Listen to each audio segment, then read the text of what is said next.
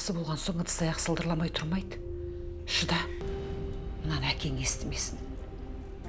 Өлтіреді. Енді қайталанбайды, сөз берем. Туған күнің менен. Ал, балам, давай, іштей арманыңды ойла да. Көзің жұмып бірле. Хорошо? Дайынсың ба? 1, 2, 3.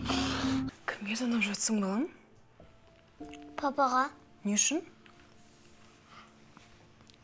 Менің ұйқым келді. Ұйқың келсе ұйықтай ғой онда. Мен ұйықтасам, саған қарайтын ешкім жоқ қой, сол үшін папаға звондайын деген ғой. Маған не үшін қарау керек? Сен тағы құлап қалсаң ше. Уайымдама, балам, мен құламаймын. Қане жата ғой. Сен ғой менің барымда, сен ғой менің асылымда.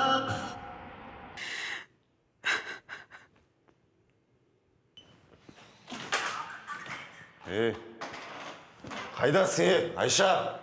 Бері кел. Архат, тыныш, баланы оятасың. Маған бәрібір. Сен немен достарыммен жүрген кезде қайта звондап, мұйды шіртеп, зыңдап жібересің сен? Қойшы, массың, шат. Қоймайым мен, бәрібір маған. Ұйықташы. Даным, сен ба мен ұйықтататын? Бері кел деймін саған,